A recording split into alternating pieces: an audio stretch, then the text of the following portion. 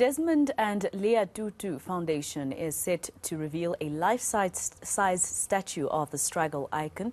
Senior reporter Aviwe Mtila attended the unveiling in Cape Town today. He joins us now live to tell us more about this. Aviwe, give us more details about the statue, and if you can, please do show it to us.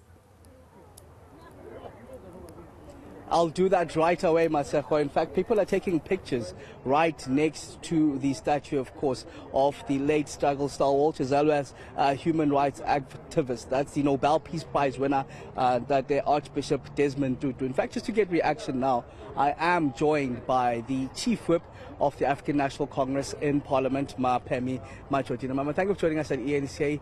There's a number of statues here, but let's focus on the one that's been unveiled today. Your sentiments about this momentous occasion?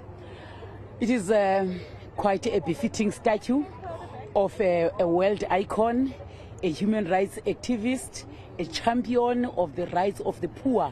One is very happy to be part of such an important event of unveiling of his statue. It is important that we must write our own history in our own terms. And the Adelaide and Tambo Foundation have started this work some time ago. Fortunately, I've been working with them on other statues. But today, here, to see that Desmond Tutu, it's so grateful, but also it's emotional, because you could feel that we need more leaders like him.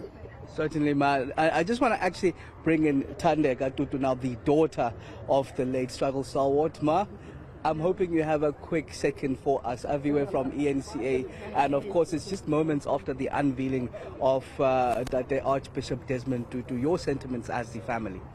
Well, we are very happy that he is in this august company of stalwarts and liberators. But one thing that statues are important, but it's the living legacies that are also very important, and perhaps he would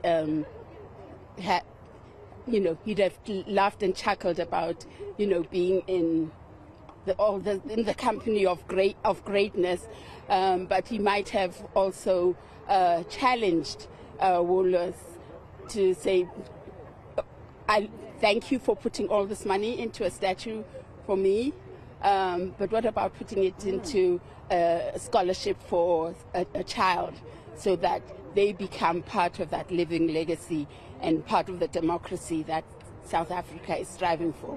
It's wonderful to be honored, but I think the best honor is if the legacy you leave is actually a living, walking legacy. And talking about legacy, Ma, how would you want your father, the late struggle stalwart, to be remembered? Do you believe that that legacy that he'd want for South Africa is being lived currently?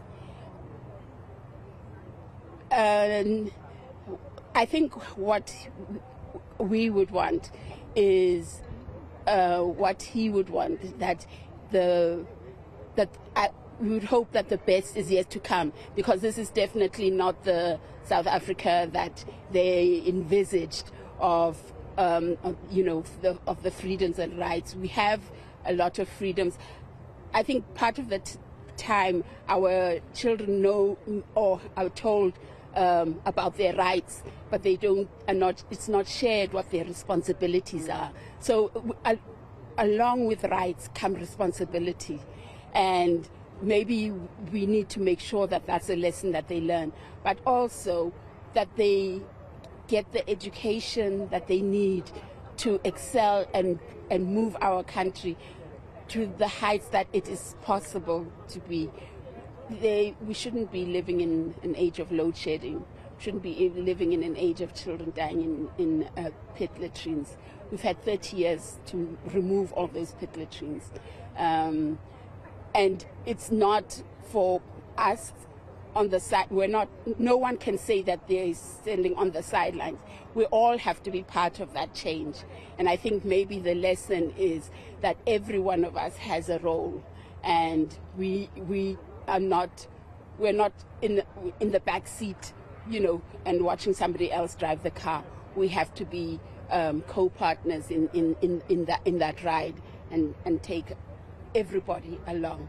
Thank you, Ma. I'll put that question quickly to the Speaker of the governing party as to why we're living in the ages of load shedding when so many people around us sacrifice so much for this country to be free. But it seems like corruption has really done a lot to the deterioration of the country. Indeed, we're not supposed to be living in this era of load shedding, but there's a background to us that remember that South Africa was never electrified for the majority of our people. When this government took over in 1994, it electrified to the deepest rural area in a village.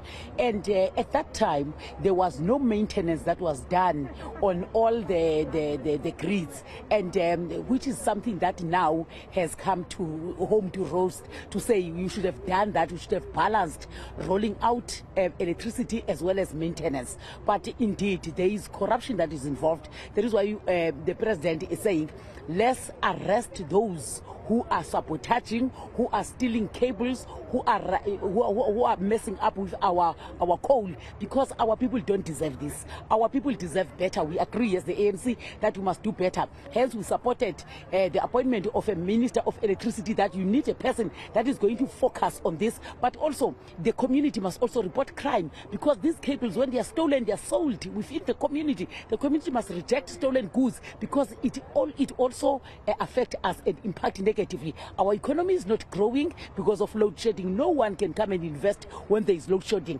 And we are saying it must be a thing of the past. The issue of disaster declaration of electricity and load shedding is the way to go, so that we can mobilize resources and deal with that. All right. Thank you very much. It's the ANC Chief Whip there, Pammy Machotina. Of course, as we commemorate and also unveil this life-size statue of one of those that sacrificed so much for this country, hoping that it would turn out for the better.